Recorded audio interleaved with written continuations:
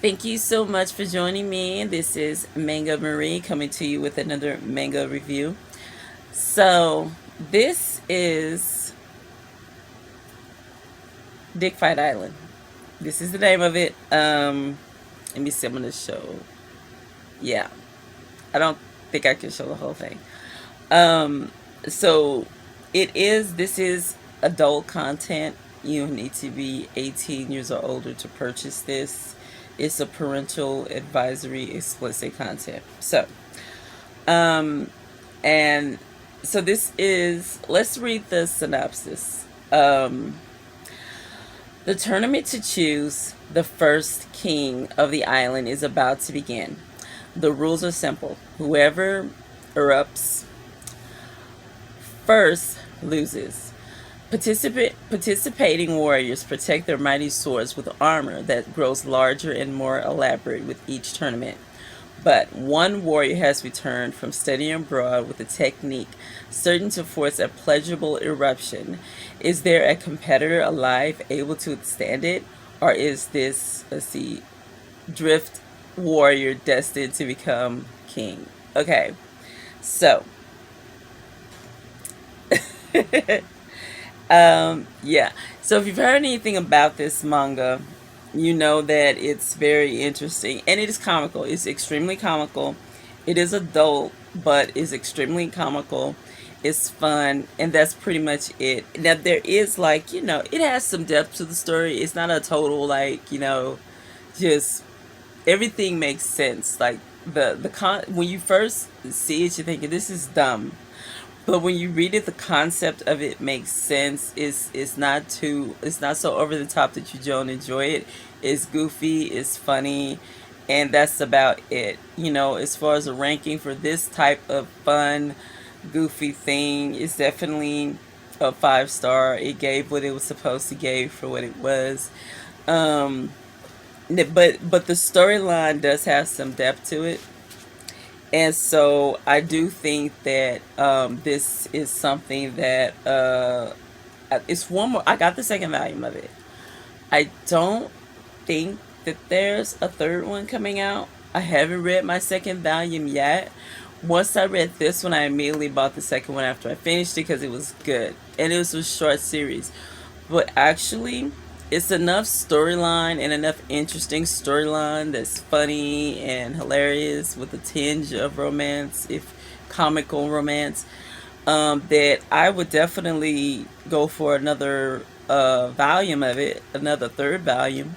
So it's definitely fun, and it's just a good time. It gave what it was supposed to give. Yep, and that's pretty much all I have to say about this one. This is written by Raiban Ikai, and yeah, it gave what it was supposed to give. I'm sure volume two will be, just as funny and hilarious, and a lot of, really good looking guys. It gave what it was supposed to give. All right, that's pretty much all I have to say about this one. Thank you so much for tuning in. I look forward to having y'all back again for another video. If you enjoyed this one, please like, share, and subscribe. And peace. Okay, so now in this segment, this is going to be my novel segment. Okay, so from time to time, I'll slip these in some of my along with some of my manga reviews, because I really enjoy reading novels. I was into novels since I was a kid, so this was before I even got into reading manga or even watching anime. I mean, I've been a reader all my life, but I've kind of fell off and on with it. But I would like to incorporate that into some of my manga reviews, not in every single one, but into some of them because it is something that I enjoy, and I was definitely reading novels before manga. And I just love storytelling. And one of the things I enjoy the most, the type of stories I enjoy the most, are detective, murder, mystery, thriller, suspense type books.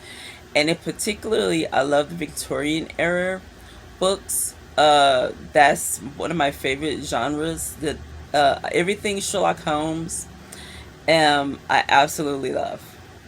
I love all things Sherlock Holmes. So I had a book that I was listening to on overdrive, and what happened with that is I was kind of listening to it, and then I kind of fell off. Life happens, and other priorities took precedence. So I was like, okay. I remember in my head, because when I read books or even listen to books, it's like a film reel in your head. And I remember the detective, being an Irish detective with red hair. It was during that Victorian time in England, and it was a murder he was investigating as a detective. And during that time, the issues that he faced and things like that. And then I remember him chasing down the killer, or looking for evidence regarding the killer, and needing his constables to guard an area with mud, and wild boars tried to attack them. And it was just like I envisioned how the murder scene looked when they described it or when I listened to it in the book. So I knew all these things, and I didn't remember the name of the book. I certainly didn't remember the name of the author, and I thought I knew what the cover looked like, but I didn't. So I tried to go to my local library, and the librarian, I described it to her, and she worked really hard to try to help me find it. But given that I only knew that part of it, I couldn't put together what book it was, and so we were unsuccessful. And she even said, if you ever come across it, let me know, because sounds really interesting. So lo and behold, years later, I'm just building up the books that I want to read for this year. And it was one book that was on my Goodreads to read list, and it was called Murder as a Fine Art. And the cover, of course, is Victorian. It has this dark, like grim look to it, and it was like, okay, this looks like it's going to be a good book. Got around to finally reading it because it had been on my list for about a year. Lo and behold, it was the book I had been searching for, that I had been listening to on overdrive. Because once I read it, I was like, oh my god, these are the characters, these are the scenarios, this is the book. So I ended up reading it, and it was just as amazing as it had started out to be. And so that book is Murder as a Fine Art. So let me give you the synopsis here. Okay. Thomas De Quincey, and famous for his memoirs, Confessions of an English Opium Eater, is the major suspect in a series of ferocious mass murders identical to ones that terrorized London 43 years earlier. The blueprint for the killing seems to be De Quincey's essay on murder, considered as one of the fine arts. Despite desperate to clear his name, but crippled by opium addiction, De Quincey is aided by his devoted daughter Emily and a pair of determined Scotland Yard detectives. In Murder as a Fine Art, David Morrell plucks De Quincey, Victorian London, and the Radcliffe highway murders from history. Fog-bound streets become a battlefield between a literary star and a brilliant murderer whose lives are linked by secret long buried but never forgotten. By secrets long buried but never forgotten. Sorry about that. So when I read this, when I read a book, okay, and I'll read the entire book, and I'm like, ooh, I love it. And when I know I love it, I have to research everything about the author. Lo and behold, this is the same author, and I would not have imagined it, that wrote Rambo, First Blood. The movie was based off of his novel that he wrote, and I was blown away. I was like, are you kidding me? He wrote Rambo. So, David Morrell, brilliant writer. The writing is so smooth. It's just so, you get locked into a whole world that he has created with these characters from history. So he did a lot of research on De Quincey, on Thomas De Quincey, who was a writer in the Victorian era before Pope. He inspired a lot of other writers, and he was the pioneer of what they call like these very these stories about people of high status killing and murdering viciously. These types of things were very not what was the norm back then and considered scandalous, but very popular.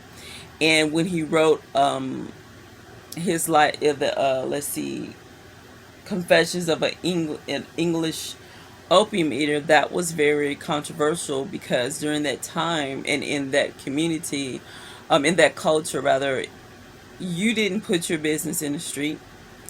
You didn't show any weakness. You didn't any kind of issues that you have, you just pretended that you didn't have them, which is a lot of that. Well, I wouldn't say now, but a lot of communities are like that. But in this society at that time, it was just what was expected. And so for him to put this book out and to be so brutally honest, was definitely a big deal. And this was real life. This was, he was a real person, real life, and everything. The murders, the Radcliffe Highway murders actually happened. So what David Morrell did was he took that and he created a detective series around that.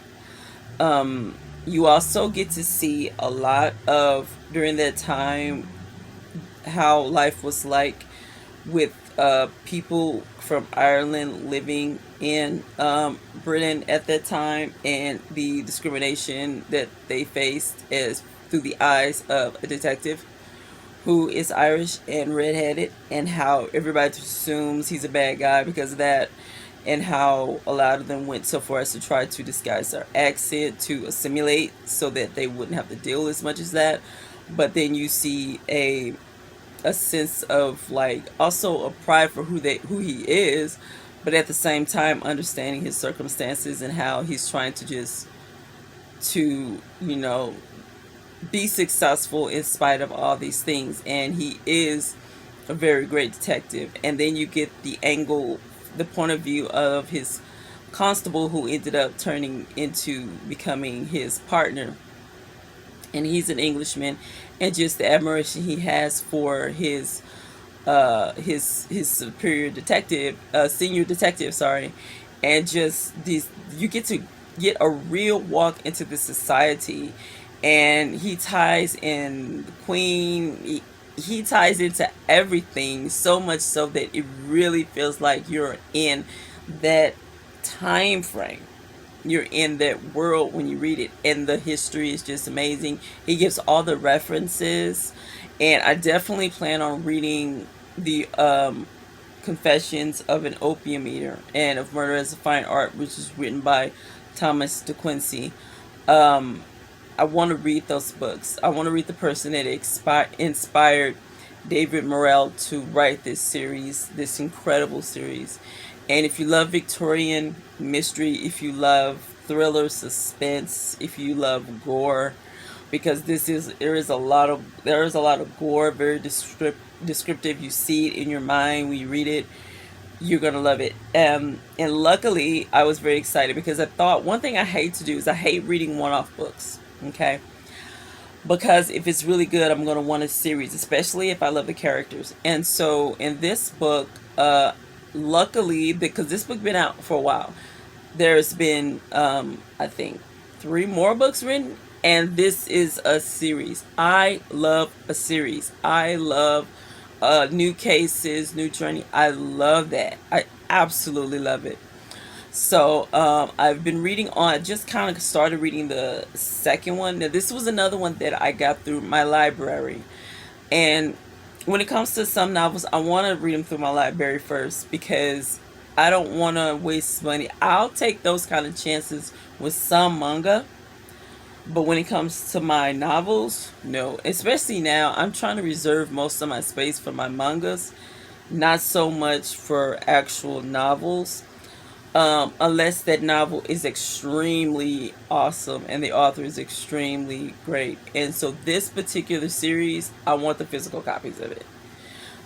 So I will be buying them, but I just put a picture up because that was a library borrow, and then I've already returned it, and I'm reading the second one through my Kindle. And actually, I got that for $1.99 online. It was only $1.99 for the Kindle version, so I went on and got that one.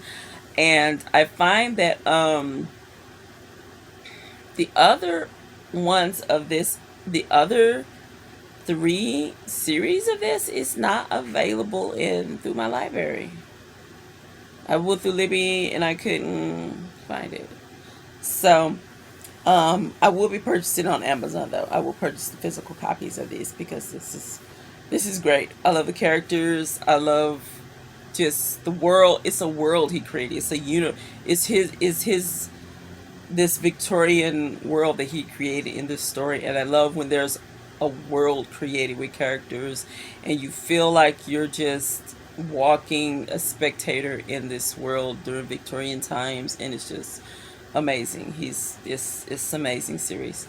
So definitely a 5 out of 5, hands down. Wanna own them, make it part of my physical collection, and it's an awesome book. You definitely, if you love thrillers, historical thrillers, suspense, I would even say gore because the murder is very, it's almost like slasher in this particular first book, and in the other books is different cases. But I'll leave you guys to read those and to. I don't want to spoil anything about those, but this amazing, and I want to read the stories of the actual stories of Thomas De Quincey.